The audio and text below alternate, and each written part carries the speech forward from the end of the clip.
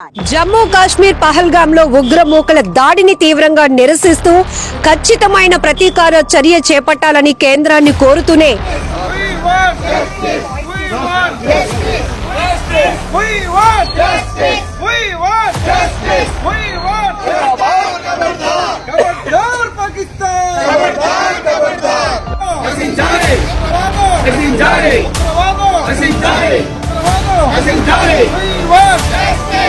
నేను ఒక దివ్యాంగుడు. నేను చేయగలిగింది నా వంతు గొంతుగా ఈ యొక్క భారతదేశంలో హిందువులు కూడా ఒకసారి కళ్ళు తెరుచుకొని చూడాలి. ఎక్కడో ఉండి పాకిస్తానోడు అంటాడు ఇది హిందుస్థాన్ అని, కానీ ఇక్కడుండే కొంతమంది సెక్యులర్ అనే పనికిరాని పదాన్ని తీసుకొచ్చి బట్టలు ఇప్పి వాళ్ళు హిందువులా అని చూశారు, కానీ వాళ్ళది ఏ కులం, వాళ్ళ దళితుడా, ఓసియా, రెడ్డియా, రాజా.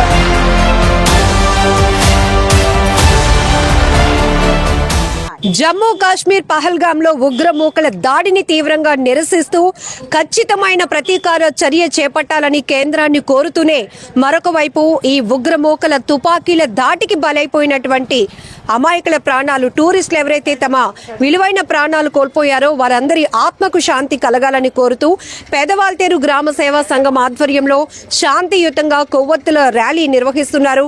జాతీయ జెండాలు చేతబట్టి జై భారత్ మాతాకి జై అంటూ నినాదాలు చేస్తూనే పాక్ ఉగ్రమూకలను మట్టుబెట్టాల్సిన అవసరం వచ్చింది. ఇప్పుడు అందరూ దేశమంతా సమైక్యంగా ముందుకు కదలాల్సినటువంటి ఆవశ్యకత ఉందంటూ చిన్నపిల్లల్లో కూడా ఒక చైతన్యాన్ని తీసుకొస్తూ పెద్దలు చేస్తున్న ఈ ప్రయత్నాన్ని మనమందరం కూడా ఖచ్చితంగా సపోర్ట్ చేయాల్సిన అవసరం ఉంది. ఇక్కడ చాలా మంది ఉన్నారు, వాళ్ళతో ఒకసారి మాట్లాడదాం. అందరికీ నమస్కారం అండి. నా పేరు జి రోహిత్ కల్కి. ముఖ్యంగా మీ అందరికీ తెలియజేయాల్సింది ఏంటంటే, ముఖ్యంగా నా గురించి నేను ఒక దివ్యాంగుడు. నేను ఒక వీల్ చైర్ బేస్డ్ పర్సన్ని అయినప్పటికీ కూడా ఏ దివ్యాంగులు అయినా కూడా ఈ దేశంలో పౌరులు అని చెప్పి నేను స్వయంగా నేను చేయగలిగింది నా వంతు గొంతుగా ఈ యొక్క ఘాతుకాన్ని నిరసించడానికి ఈ కార్యక్రమంలో పాల్గొనడం చాలా అదృష్టంగా భావిస్తున్నాను. అయితే ఏంటంటే, ఇంత దారుణమైన విషయం అంటే, ఏదైతే ఏప్రిల్ 22 కాశ్మీర్ పహల్గాంలో జరిగినటువంటి దారుణం ఏదైతే ఉందో, పర్యాటకులు ఎవరైతే భారతదేశం నుంచి వెళ్ళే పర్యాటకుల్లో అందులో కూడా ప్రత్యేకంగా పురుషుల్ని టార్గెట్ చేస్తూ అందులో కూడా వాళ్ళు ముస్లిమా, క్రిస్టియనా, హిందువా అని చెప్పి నిస్సిగ్గుగా ఒక క్రూర మృగాల కన్నా హీనంగా వాళ్ళు దుస్తులు విప్పించి వారి చెక్ చేసి వాళ్ళు హిందువులు అయితే కాల్ చేయడం అనేది చాలా దురదృష్టకరమైన సంఘటన. ఇంత దారుణమైన సంఘటనకు భారతదేశం ఖచ్చితంగా తిరిగి సమాధానం చెప్తుంది.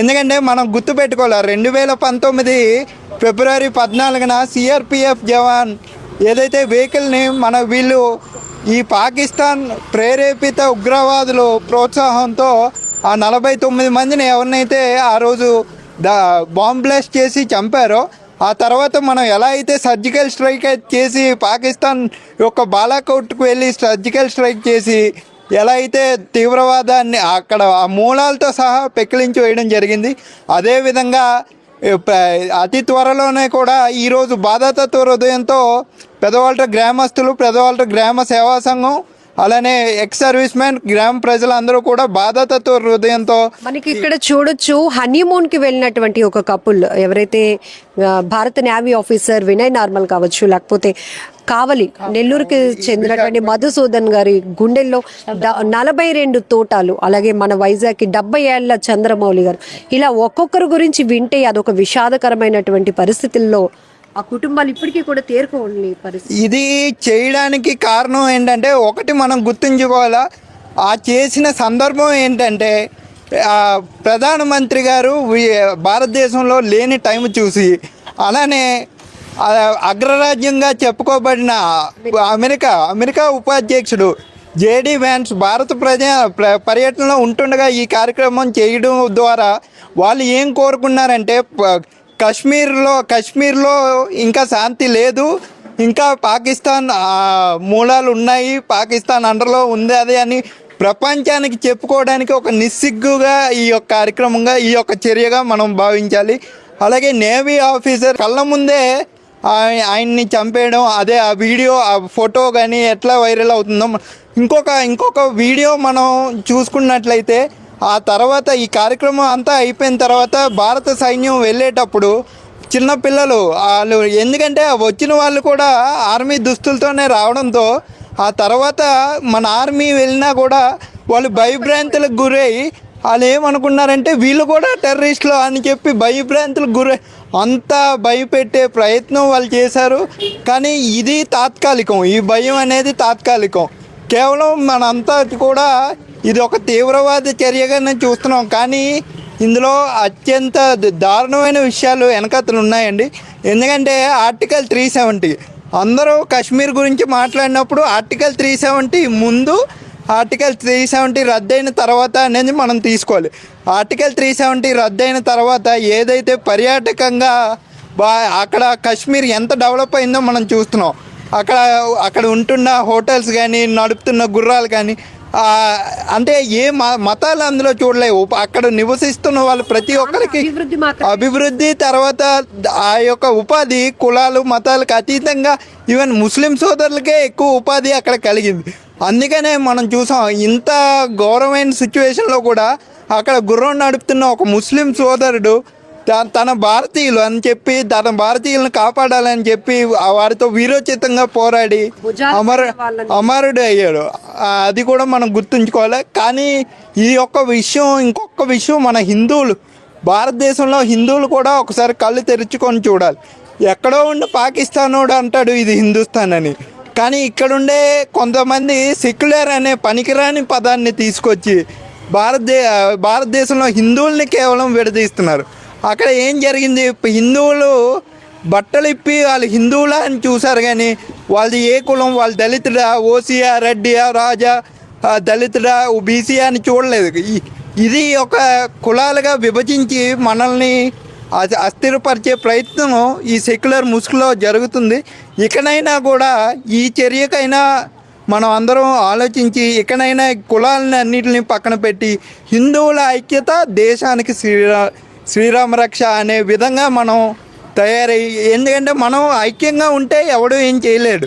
మనం విడిపోతారే నువ్వు బీసీ, నేను రెడ్డి, నువ్వు బీసీ, ఎస్సీ, మాదిగా, మాల అనుకొని విడిపోతే మనమంతా హిందువులంటే అది ఒక యూనిటీ కనిపిస్తుంది. మనం విడిపోతే ఆడేమంటాడంటే కొంతమందిని విడిపోతే తక్కువ మంది అవడం వల్ల వాళ్ళు చేయవలసిన ఇంకోటి. అయితే ఒక చిన్న 2 విషయాలు మనం కొంత టైం తీసుకున్నప్పటికీ కూడా ఈ విషయాలు జనాలకి తెలియాలి.